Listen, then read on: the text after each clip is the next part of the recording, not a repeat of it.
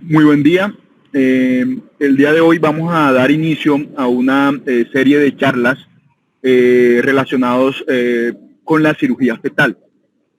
En esta oportunidad vamos a hablar sobre... Entonces, vamos a desarrollar,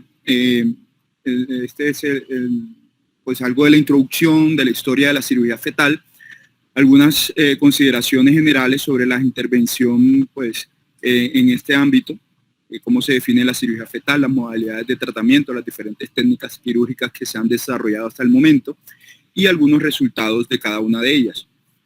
Luego hablaremos un poco sobre las consideraciones éticas en torno pues, a todo esto de la cirugía fetal y pues qué se espera en el futuro de estas técnicas quirúrgicas.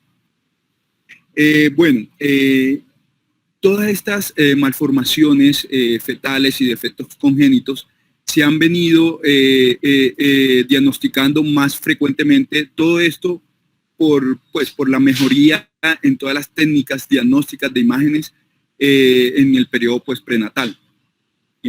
La ultrasonografía ha sido una de ellas, que inicialmente se introdujo hacia la década de los 50 y principios de los 60, en donde se empezaron a realizar estudios seriados sonográficos y de esta forma nos ayudó a definir cuál ha sido, pues en parte, la historia natural y fisiopatología de todas estas malformaciones congénitas que se puedan presentar pues, durante la formación en el estado gestacional. También nos ayudó a entender un poco cómo se tratan estas condiciones específicas del feto y así poder ir pues, mejorando los resultados en cada una de las modalidades y técnicas de tratamiento que se han venido desarrollando con el tiempo. ¿Cómo se originó la cirugía fetal? En un principio, cuando se empezó a descubrir toda esta parte al ver los deterioros neurológicos que se presentaron en los fetos con mielomeningocele al momento de nacer, que presentaban un mayor deterioro, y algunas variantes menos severas de disrafismos espinales se relacionaron con un menor compromiso neurológico. Entonces se empezó a ver y a plantear diferentes hipótesis en torno al daño primario y secundario pues, del mielomeningocele en ese entonces. Se empezaron a hacer experimentos en modelos animales hacia la década de los 80. Se inició una inducción farmacológica o quirúrgica de estos defectos con exposición de la placa neural en monos, ovejas, cerdos y ratas. Y así pues empezaron a intervenir estas patologías con resultados muy prometedores de la cirugía experimental en animales y pues ya se empezó a pensar en considerarlo como una cirugía fetal en humanos. El feto de cordero ayudó mucho a este desarrollo en el momento de la inducción de la hernia diafragmática congénita, que ha sido uno de los mejores modelos en ese entonces para la evolución como tal de la cirugía fetal. Hacia 1946, Joss realizó una manipulación quirúrgica directa en conejos. Él extirpó los testículos y observó que existía un compromiso en el desarrollo endocrinológico normal de estos espécimes. Luego, en Nueva Zelanda, en 1963, el doctor William Lilly realizó la primera intervención fetal en humanos, realizando una transfusión de glóbulos rojos en la eritroblastosis fetal vía intraperitoneal con resultados prometedores. Hacia 1972, los doctores Lee y Howe realizaron la primera administración transplacentaria de glucocorticoides, pues para inducir y estimular la maduración pulmonar, también con resultados muy prometedores. La Universidad de Yale, hacia 1974, realiza el primer procedimiento de fetoscopia diagnóstica y ya se empezaron pues, a desarrollar las diferentes técnicas. En 1981, el doctor Harrison y colaboradores realiza la primera intervención fetal como tal. Esto lo realiza en una hidronefrosis por obstrucción urinaria, realizando una ureterostomía, y de allí que se le considera como el padre pues, de la cirugía fetal. Así, también el mismo año se realizó un tratamiento prenatal de la hidrocefalia con cefalocentesis percutánea guiadas por ecografía. Posteriormente, el siguiente año, en 1982, la Fundación Koch realiza la primera conferencia mundial de cirugía fetal y básicamente se denominó como no nacido, manejo del feto con un defecto corregible. Y básicamente con el objetivo de informar cuáles habían sido los beneficios y desventajas hasta ese momento y plantear cuáles fueron las directrices y estándares éticos de allí en adelante. Y dando origen pues a la Sociedad Internacional de Medicina y Cirugía Fetal. En esta reunión de la Sociedad Internacional de Medicina y Cirugía Fetal se plantearon unas normas o criterios como tal para la cirugía fetal. Y básicamente fueron la habilidad para poder establecer un diagnóstico prenatal exacto, una adecuada documentación de la historia natural de la enfermedad y el pronóstico establecido, la presencia de una lesión corregible, la cual si no fuera tratada, llevaría, pues, desencadenaría la muerte del feto o la disfunción orgánica irreversible antes de nacer o una morbilidad postnatal severa. La ausencia también de otras malformaciones severas y que también debe existir un modelo animal para la enfermedad o el procedimiento que ya se haya estudiado previamente y que ya se tenga pues conocimiento de la historia natural de la enfermedad. Que el procedimiento debe ser realizado por un equipo multidisciplinario con protocolos estrictos y aprobados por el Comité de Ética Institucional y que la familia debe ser aconsejada sobre en qué consiste el procedimiento, cuáles son los riesgos, que deben de estar de acuerdo pues con todo lo que se le plantea y que los riesgos maternos deben ser menores y aceptables. Entonces estos fueron los planteamientos que surgieron de esa reunión.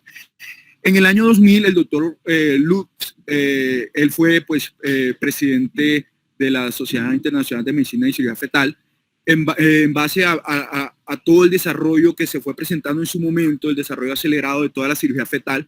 Entonces propuso 6 parámetros.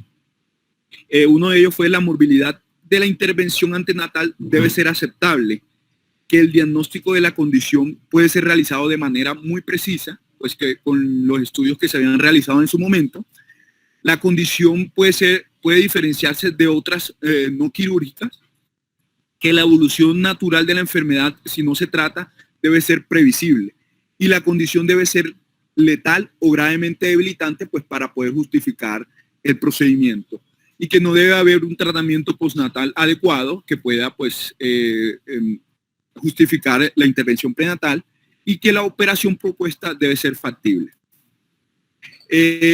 Al transcurrir los años fue creciendo toda esta parte de la investigación y mejoría en toda la evidencia científica y hacia el 2008 el doctor Deprez y colaboradores realizaron consideraciones específicas en la cirugía fetal, básicamente para prevenir todas estas secuelas patológicas no tratadas prenatalmente. Entonces se empezaron a describir pues diferentes técnicas quirúrgicas para tratar en la parte de neurocirugía pues el teratoma sacrococcigio y el mielomeningocele. Básicamente en el mielomeningocele pues para corregir todo este defecto de la médula espinal, cesar pues las fístulas del líquido cefalorraquídeo y pues revertir la hidrocefalia y la herniación, que más adelante hablaremos un poco de eso. Y en el teratoma sacrococcigio, básicamente porque es un tumor pues, de comportamiento benigno, pero al ser muy grande, muy vascularizado, puede ocasionar fallas cardíacas y pues también polidranios y demás complicaciones pulmonares. Se fue realizando con el tiempo la innovación tecnológica y científica y clínica, pero sin un adecuado fortalecimiento en los principios éticos. Entonces empezaron a hablar un poco de la libertad, la dignidad y la no maleficencia de estos pacientes involucrados, la madre, el feto, pues se empezó a involucrar un poco más en las decisiones, como en su entonces eran cirugías experimentales. Hacia el 2011 hubo una reunión de instituciones académicas y éticas en Estados Unidos precisamente para tratar estos temas y remarcaron pues los principios éticos que deberían regir todas estas actividades de intervenciones prenatales. En el año 2011 surgió un hito en la historia de la cirugía fetal al publicarse un estudio, el primer estudio retrospectivo, multicéntrico, aleatorizado y controlado de cirugía fetal en mielomeningocele, el estudio MOMS. Básicamente, las conclusiones fueron que disminuyeron la tasa de derivación de líquido cefalorraquídeo postnatal de un 82 a un 40%, y que la mejoría en la medición del rendimiento intelectual y la función motora mejoró a los 30 meses. También se observó una mejoría en la herniación del tronco cerebral en el estado postnatal, pero aún pues, se presentaban complicaciones como es el parto prematuro y la discencia uterina. A partir de este estudio, muchos grupos de investigaciones pues, tuvieron pues, como una carta de navegación, una directriz para seguir con todos estos procesos de investigación y desarrollar nuevas técnicas quirúrgicas para intervenir este tipo de patologías.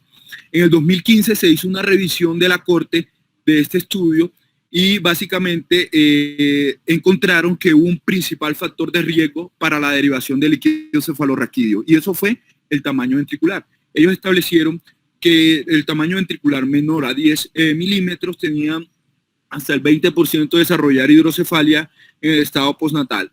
A lo contrario, cuando tenían mayor de 15 milímetros, el tamaño ventricular tenían hasta un 80% de desarrollar hidrocefalia o de requerir pues, derivación en la etapa postnatal.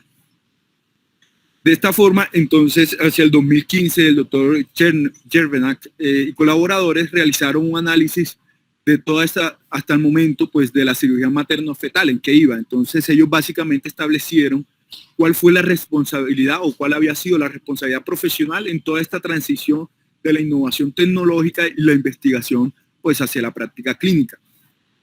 Y todo esto básicamente en beneficio de ambos pacientes, de la madre y del feto. También le dieron mucha importancia pues a toda esta parte del proceso del consentimiento informado, cómo sería pues informar toda la parte del procedimiento que se iba a practicar a la madre y al feto, los riesgos que esto implicaba, qué otras alternativas habían desarrollado en su momento, cuál había sido el pronóstico de este tipo de intervenciones y pues toda esa parte de las consideraciones legales que es muy importante. En el 2017 se realiza una publicación por una opinión conjunta de la Sociedad Internacional de Medicina y Cirugía Fetal y la Red Norteamericana de Terapia Fetal, y básicamente ellos lo que hicieron fue una revisión de todo el conocimiento que se había acumulado hasta el momento, incluyendo todas las tecnologías de imágenes diagnósticas, la instrumentación, todas las técnicas quirúrgicas que se habían desarrollado hasta el momento, cuál había sido su impacto en toda la fisiopatología de la enfermedad pues, fetal, fisiopatología materno-fetal, y pues la experiencia del profesional para poder pues, realizar este tipo de intervenciones. Desarrollaron también consideraciones éticas, precisamente pensando en el bienestar materno-fetal, y pues establecieron colaboraciones multidisciplinarias para realizar un registro multicéntrico y de esta forma poder crear comités de supervisión que pudieran pues ayudar a toda esta parte de la capacitación del personal de la salud o del personal de información para desarrollar nuevas técnicas quirúrgicas. En ese entonces se establecieron niveles de evidencia científica, ya empezaron a establecerse evidencia científica, con un nivel 1 de la coagulación láser de las anastomosis vasculares placentarias en transfusión feto-fetal, con nivel 2 de evidencia los shunt toracoamnióticos de la cirugía fetal abierta en defectos del cierre del tubo neural, shunt vesicomnióticos, coagulación del cordón umbilical en gemelos anormales y la cirugía fetal abierta en masas tumorales.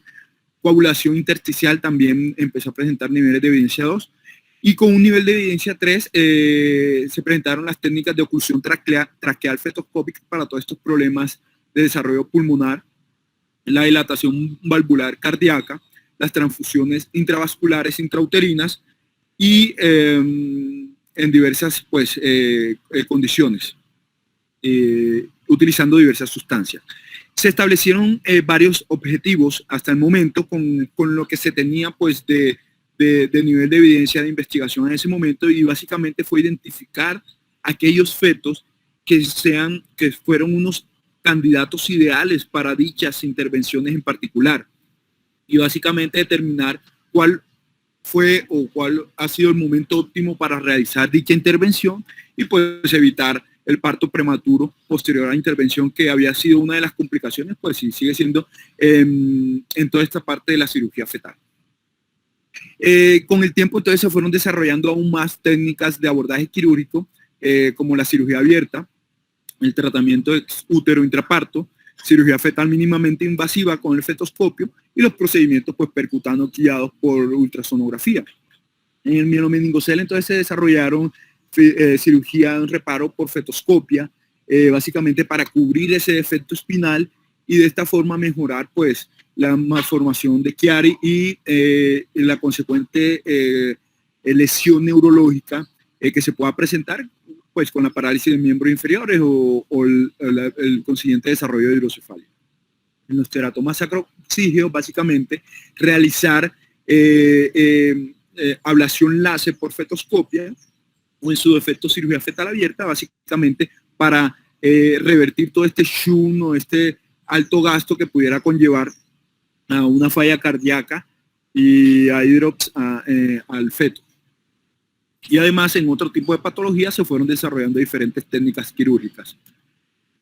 La cirugía fetal abierta entonces ya tuvo su auge, pues en ese momento su auge. Entonces básicamente se trataba la espina bífida abierta por la pérdida de líquido que esto conllevaba, al desarrollo de la herniación del tallo cerebral, y esto sumado a la malformación de Arnold-Chiari pues, y al consiguiente desarrollo de hidrocefalia. Entonces se empezaron a plantear diferentes hipótesis como consecuencias pues, neurológicas que se habían descrito hasta el momento, y básicamente encontraron que fue por falla en el cierre per se pues, del canal espinal, que ocasionaba como consecuencia el daño directo hacia las estructuras nerviosas, y también como consecuencia de toda esta exposición del tejido neural a los agentes tóxicos del líquido amniótico, que con el tiempo, al pasar la gestación, este se va convirtiendo un poco alcalino y de esta forma puede lesionar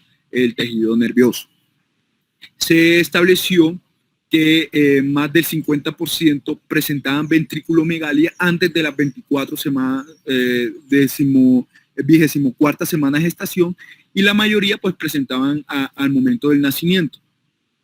Estos, sumado a todo lo que sufriría la movilidad neurológica adicional después del nacimiento, como es las disfunciones de la derivación ventriculoperitoneal en aquellos pacientes pues que requerían estas derivaciones en su etapa postnatal, y todo lo que esto podría conllevar de las revisiones, las infecciones, todo esto pues en una cascada de acontecimientos que se pudieran presentar.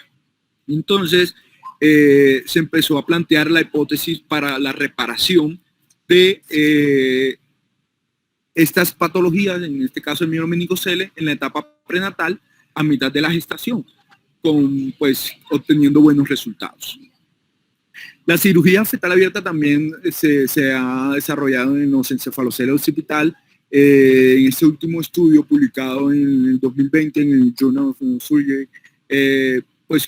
como conclusión llegaron de que se puede detener la progresión de la hernia del saco y de esta forma revertir la microcefalia que se pueda presentar en el transcurso del tiempo, y a largo tiempo mejora el resultado cognitivo de estos pacientes. Entonces se empezaron a desarrollar ya técnicas en estas diferentes patologías con buenos resultados en la intervención prenatal. Posteriormente se fueron desarrollando técnicas cada vez más mínimamente invasivas, básicamente pensando como tal en disminuir el riesgo potencial que se pueda presentar en la madre. ¿Por qué? Porque obviamente la madre como tal no tiene un beneficio claro, pues en toda esta intervención es más el beneficio para el feto. Entonces, pensando en disminuir la movilidad materna, se fueron realizando estas técnicas mínimamente invasivas como la coagulación láser en el síndrome de transfusión feto-fetal, la hernia diafragmática congénita severa, la derivación vésico-amniótica y el mielomeningocele. Han presentado con esta técnica varios inconvenientes, como son la ruptura prematura de membrana, que se ha reportado hasta un 35% de los casos, y el parto prematuro. Entonces, esto ha sido como como ese talón de Aquiles de toda la parte de la cirugía fetal, y pues en base a ello se han venido desarrollando diferentes técnicas pues para tratar de corregir de cierta forma que se presentan estas complicaciones, como tapones de colágeno en momentos de la inserción del trocar, plasma rico en plaquetas también se ha intentado, y los selladores o sellantes de tejido, pues para evitar el desprendimiento de amnios y pues con el consiguiente parto prematuro y la ruptura prematura de membrana. No hay una evidencia exacta de cuál es el efecto pues a mediano y largo plazo de la insuflación de dióxido de carbono durante el proceso de fetoscopia, pero se encuentra en estudio, ¿no? Que ocasionen pues acidosis en el feto y demás.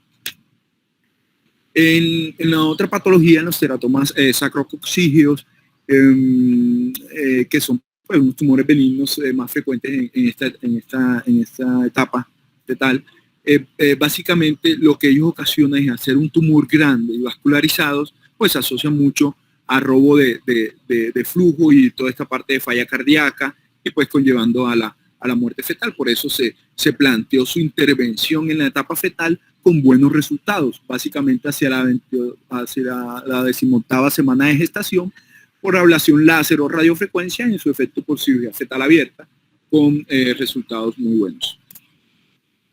Hablando un poco de las consideraciones éticas, al momento pues es importante plantearse en estos casos cuando se enfrenta uno a esta patología fetal, primero preguntarse si hay que intervenir, ¿sí?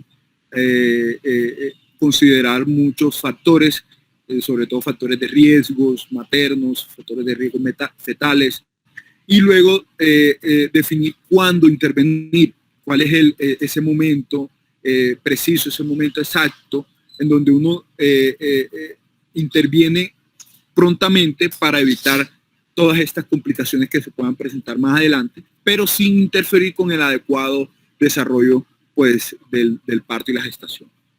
Y cómo intervenir, o sea, qué técnica es la más adecuada, qué técnica se siente pues, más segura en el cirujano para pues, brindarle una mejor resultados a la madre y al feto.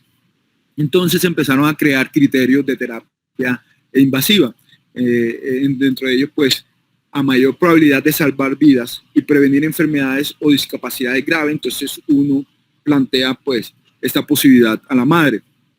También disminuir el riesgo de mortalidad o el riesgo bajo o manejable de enfermedad grave, con su efecto lesión o discapacidad para el feto o el futuro bebé. Igualmente, disminuir lo más importante, la morbimortalidad materna. ¿Por qué? Porque la madre es autónoma de decidir la intervención. O sea, si ella es la que va a decidir si se va a realizar la intervención quirúrgica o no.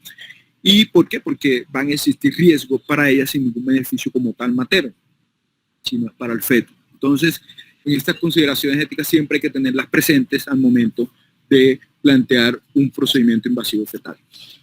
Hacia futuro, ¿qué tenemos hacia futuro? Entonces se están desarrollando nuevas técnicas en terapia génica en útero, básicamente para todos estos trastornos de deficiencias metabólicas, también terapias de células madres transamnióticas. Esto se está experimentando previo al desarrollo completo del sistema inmune, básicamente para que éste lo reconozca como propio y luego no pueda realizar un rechazo de injerto más adelante. Y también se han venido desarrollando ingeniería de tejido, básicamente para cubrir estos defectos anatómicos y mejorar pues toda la parte de la cicatrización y el defecto. Y como conclusión, pues la cirugía fetal se ha convertido pues en una opción de tratamiento para el feto que de otra forma no sobreviviría a la gestación o en quienes de pronto se podrían presentar una morbimortalidad significativa después del nacimiento. Todo este desarrollo de una mejor, básicamente por una mejor técnica de mínima invasión que demuestre menores resultados y complicaciones maternas y fetales que conserven pues toda esta ventaja neurológica de la reparación prenatal, está dentro de los planes actuales de varios grupos de investigación y pues en estos años se verán resultados en las publicaciones científicas. Muchas gracias, esto es lo que le traía para el día de hoy.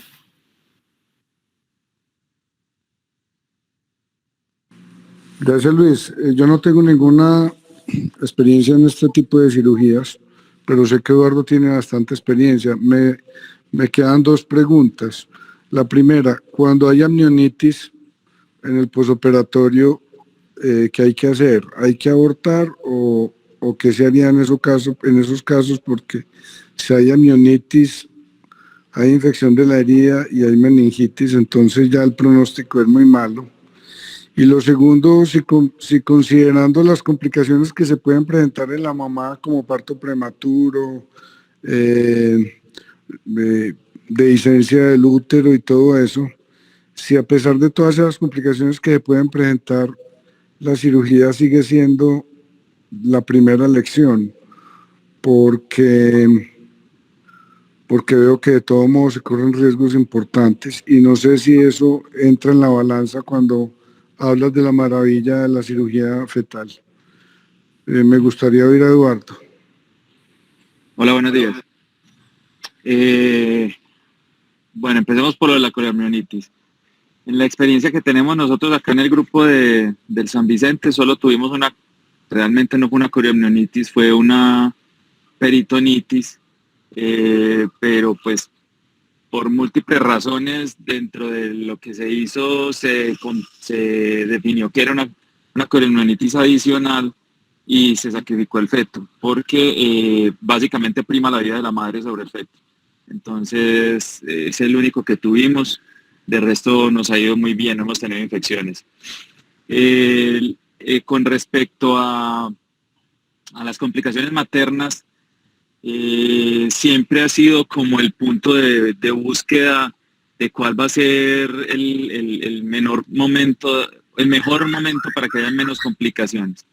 La realidad es que dependiendo de la semana en la cual se intervenga, dependiendo de la técnica con la cual se intervenga y dependiendo de la profilaxis que se haga para uteroinhibir, es el resultado que van a obtener. Según el MOMS, el porcentaje de pacientes con parto prematuro era alto, pero a medida que hemos mejorado la técnica y todos estos factores que les dije, hemos logrado mejorar mucho el pretérmino. Dentro de la serie de nosotros, el más joven fueron 30 semanas. Solo hemos tenido uno de 30 semanas, el resto han nacido por encima de la semana 36. Yo tengo un colega que estudió conmigo el fellow en Argentina, que se llama Fernando Palma. Él está haciendo cirugía fetal en Argentina y por motivos de salud, pues del sistema de salud de allá, no le estaban llegando entre la semana 24 y 26, que es lo que dice el MOMS que se deban hacer. Entonces él empezó a correr las semanas de intervención, porque básicamente lo que decía el MOMS es que pasaba la semana 26 el resultado in útero con respecto al resultado postnatal de operar el mielo era el mismo. Entonces él empezó como a tratar de irse 2 semanas más, como hasta la semana 27, 28, y lo que vio en su serie de casos es que el resultado era exactamente igual que operarlo entre la semana 24 y 26, y con mucha reducción en las complicaciones prenatales, o sea, en el parto prematuro como tal. Entonces, realmente se logra ganar en todas estas complicaciones de la madre. Ahora bien, si lo sopesamos con los beneficios que obtiene el feto, pues básicamente tenemos niños que no tienen hidrocefalia, tenemos niños que no tienen Chiari, que es lo que más les complica la calidad de vida en los primeros 4 años de vida a estos niños que tienen mielomeningocele. Sí es claro que la vejiga neurogénica y de pronto el nivel sensitivo no cambian mucho en la cirugía en útero. Lo que reporta el MONS es que puede tener una mejoría hasta de 3 segmentos en la sensibilidad, pero la vejiga siempre va a seguir siendo neurogénica. Pero si miramos en la evolución de la enfermedad como tal, o sea, las ganancias de estos niños, nosotros que las tenemos en la clínica de espina bífida, estos pacientes tienen una calidad de vida muy buena. Realmente es muy distinto tener un niño operado in útero en el seguimiento que un niño operado postnatal. Son niños que van al colegio normal, que se adaptan ellos mismos a hacer sus cateterismos, las familias les dan mucha más independencia, uno los ve que realmente les va bastante bien. Entonces, sopesando el riesgo-beneficio y sabiendo que la morbimortalidad de estos pacientes operados postnatal es tan alta y logramos tener niños muy funcionales y muy bien adaptados, creo que sí supera el riesgo-beneficio con respecto a la madre. Pero vuelvo y digo, mirando la técnica, mirando la evolución, hemos ido mejorando tanto en la parte de prenatalidad como en las complicaciones de la madre como tal. Para la abrupción de placenta, que puede pasar tanto con la laparoscópica como pues con el fetoscopio como con la técnica abierta, pues realmente yo no tengo mucha experiencia con la parte de fetoscopia, y me he frenado mucho en hacerla porque hablando con el doctor Cabaleiro, que es probablemente la persona que más ha hecho cirugía fetal en toda Latinoamérica, probablemente en el mundo, las series que él tiene no son unos cierres tan buenos con respecto a la cirugía abierta. Entonces realmente yo no me he metido como en el cuento de hacer la laparoscópica o con el fetoscopio. Yo sigo haciendo la técnica abierta y en la técnica abierta se tiene mucha precaución en suturar todas las membranas, inclusive con el mismo monopolar se tiene cuidado de hacer una buena coagulación y los puntos con las pinzas de Satinsky o de las de Viveiki para pasar los puntos en la membrana para que no se separen. Entonces eso también lo hemos reducido.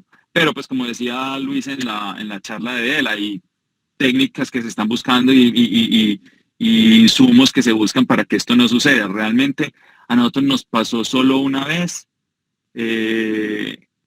con una abrupción de placenta que logramos pues salvar al feto, y el resto, la abrupción que nos hacen cirugía es muy fácil de controlar. O sea, el fetólogo que está con nosotros, el obstetra que está con medicina fetal con nosotros, inmediatamente siente cuando se despega, le pone los puntos, la logramos controlar, no seguimos la cirugía hasta que logramos controlar el hematoma. Entonces, por ese lado no hemos tenido mucho problema. Hay dos cositas que se te olvidó de pronto, Luis, hablar, que aparte de la espina bífida también estamos haciendo encefaloceles, hidrocefalias hidrocefalia in útero y encefaloceles occipitales congénitos. Esos también tienen unos resultados muy buenos. El encefalocele tiene unos resultados dramáticos con respecto a las... sí, ahí la vi, perdón.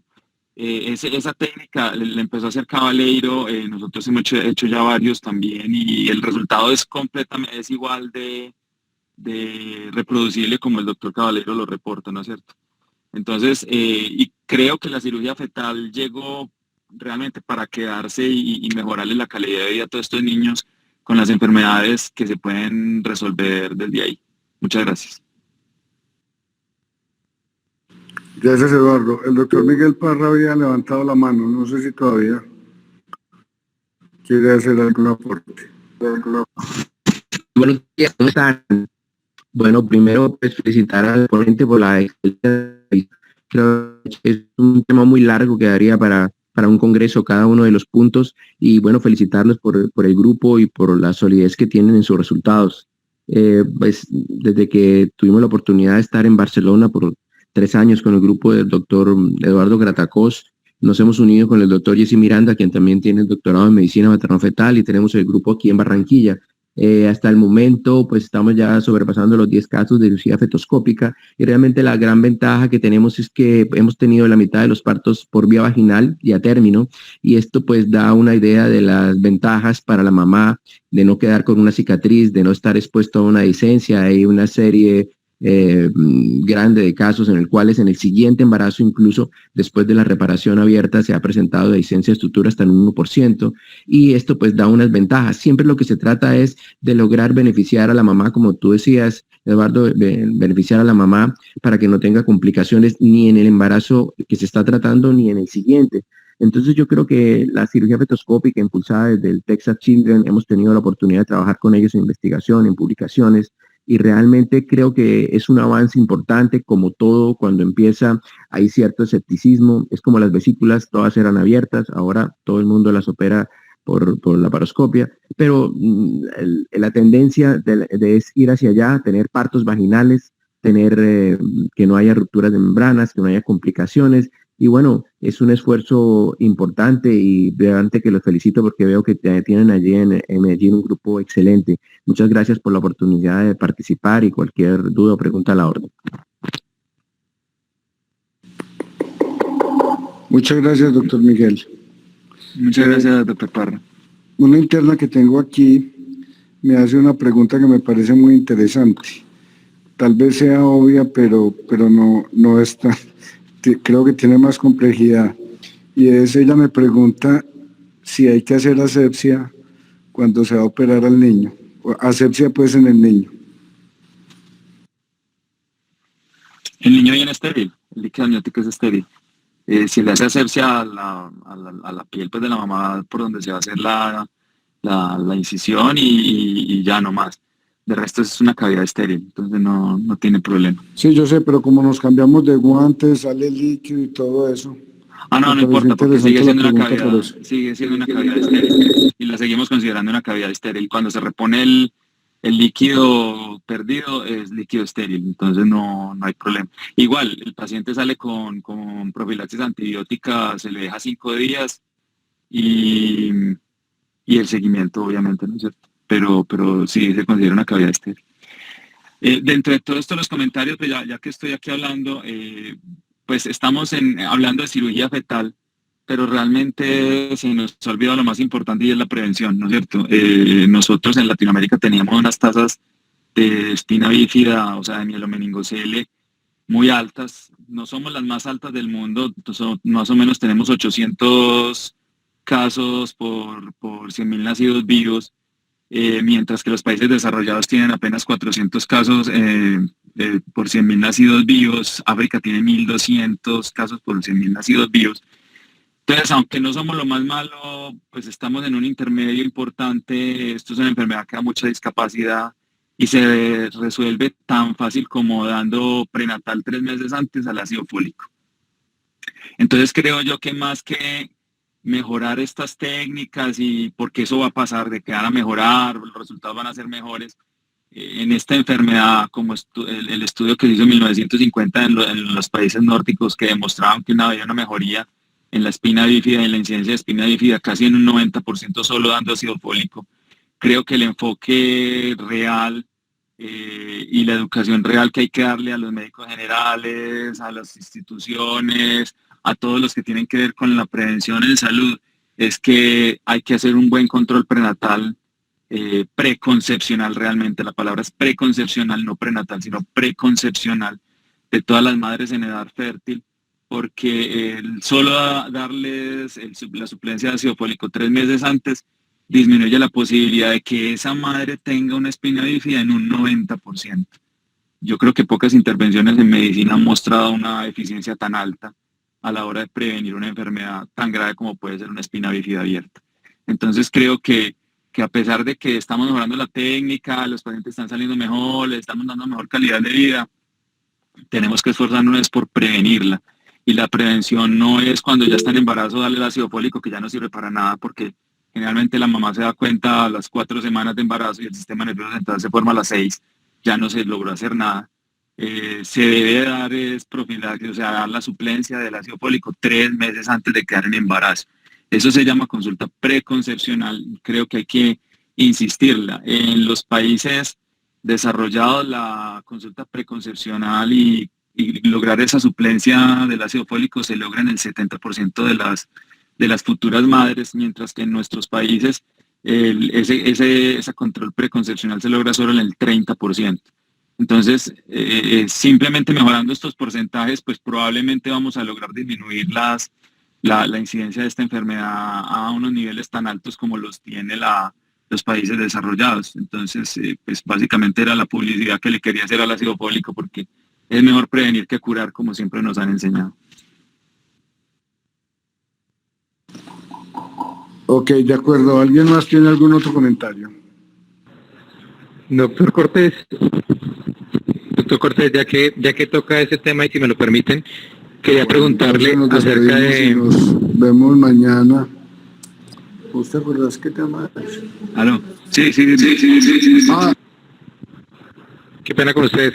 Quería ya que el doctor Cortés está tocando ese tema, quería preguntarle acerca de la sentencia de la Corte y de los métodos de remisión, porque veo que nosotros, por ejemplo, tenemos buena asesoría preconcepcional, pero realmente los ginecólogos no están motivados, o por lo menos en nuestro caso, en los hospitales de tercer nivel, los hospitales más periféricos, no están motivados con continuar el embarazo y sobre todo con darnos a nosotros la oportunidad de hacer unas buenas remisiones para los sitios en donde se está haciendo cirugía fetal. Entonces sí quería que me ayudaran a darnos su opinión y de cómo hacer para lograr remisión de estas pacientes para que lleguen a los sitios en donde se está haciendo en Colombia cirugía materno-fetal, para poderle ayudar a estos pacientes, porque realmente el cambio, y sobre todo a nosotros que nos toca llegar de urgencia a operar el paciente cuando ya no lo entregan en salas de cirugía, incluso algunos con parto vaginal, después de que nacen ya con el meningocele abierto. Muchas gracias. Buenos días, Andrés. A ver, eso tiene tres grandes problemas y todos solucionables desde el punto de vista del querer, ¿no es cierto? Del querer y querer solucionar. El primero que hemos visto desde que empezamos con los programas es que para las EPS simplemente lo ven desde el punto de vista de un no nacido, de un paciente no registrado, de un paciente que no se les va a pagar. Entonces, de entrada la EPS ve que no tiene beneficio porque para ellos no es rentable. Obviamente, si miramos el seguimiento de estos pacientes, sí es rentable. Es un paciente que deja de costar $25,000 año a pasar a costar $5,000 año. Pues entonces el cuento a largo plazo ya es cambiado, pero entonces de entrada la EPS dice que es un no nacido y así lo describen en sus glosas como un no nacido. Entonces no autorizan la cirugía para hacer en las semanas acordadas, porque pues simplemente no lo quieren pagar.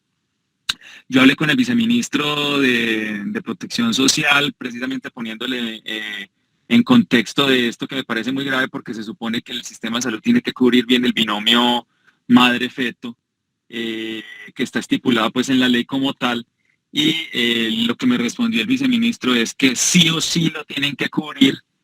Sí o sí es una obligación cubrirlo porque hace parte, como te digo, del binomio madre-feto. Entonces tiene que cubrir el procedimiento del paciente. Entramos en la pelea legal de que lo tiene que cubrir y ustedes saben el trámite que toca hacer, que la tutela, que el desacato, que todo eso, empiezan a pasar los tiempos necesarios. Entonces es el primer problema que hemos tenido. Cuando logramos coger estos pacientes a la semana 20, logramos pelear 4 semanas, 6 semanas y logramos sacar el procedimiento bajo tutela, pues, pero no debería ser así porque obviamente está incluido el binomio feto-madre dentro de la cobertura de todo el embarazo, ¿no es cierto? Ese es el primer problema que uno se encuentra. El segundo problema que uno se encuentra es la dispersión de la educación, ¿no es cierto? La mayoría de los pacientes que tienen la espina bífida abierta, el diagnóstico se hace ecográfico entre la semana 12 y semana 18. Y si las personas que están haciendo la ecografía no están bien enteradas del procedimiento, que es, inclusive se han hecho brigadas, se han hecho en los congresos de ginecobstetricia, se revisa el tema, se hace promoción, aquí en el hospital hemos hecho programas para educar a la gente, se hacen videos, se montan en YouTube, redes sociales, bueno, todo este cuento. Hay sitios apartados de este país en los cuales eso no llega, pero ellos siguen haciendo ese diagnóstico y simplemente ya cuando nace dicen, ay, sí, hay que mandar al tercer nivel como me enseñaron y lo mandan. Entonces también es un problema de diagnóstico a tiempo para hacerlo por ignorancia del que está haciendo el diagnóstico, entonces se hace tardío. Ese es el segundo problema y es la parte de educación. El tercer problema que tenemos es que lo que hemos visto es que la madre acusa, como desde el principio se le pinta como es una enfermedad demasiado catastrófica, se la pintan como muy catastrófica, casi que es un niño que van a hacer chorreando baba. lo cual no es cierto, pues y más si se hace en útero. Ellos de entrada, antes de que saliera esta nueva ley, inclusive los estaban abortando, acusando que alteraba su psiquis, que ellas no iban a estar tranquilas, que no iban a tener un desarrollo de su personalidad adecuado, y entonces la ley los permitía abortarlo y lo abortaban. Entonces, tercer punto. Y entonces, ampliando este punto, apareció esta nueva ley del Congreso, inclusive que Mel y yo mandamos carta diciendo pues que era un ser vivo, que desde la semana 6 era un paciente que sentía, que tenía un corazón que latía, que ya había vida. Bueno, hicimos todo el ejercicio, logramos retrasarlo un poco, pero igual salió adelante la ley. Entonces ahora es mucho más fácil que lo aborten sin ni siquiera decir que tienen alteración de la psiquis. Entonces eso es inmodificable, mientras la educación que se le dé a las personas es de que esta es una enfermedad catastrófica, absolutamente devastadora y que no hay futuro en estos niños. Claramente lo hemos visto que sí lo tienen. Nosotros en la clínica de espina bífida tenemos niños que van al colegio normal, es más, tenemos niños que ya van a pasar a la adultez y están yendo a la universidad. Entonces creo que hay que cambiar la imagen de la enfermedad por algo que es un poco más llevadero, que no es una cosa tan catastrófica, para que los papás tengan conciencia de que no es un bebé que hay que abortar, sino que es un bebé que simplemente necesita unos cuidados especiales, pero en adelante y pueden llegar a desarrollarse como personas normales, ¿no es cierto?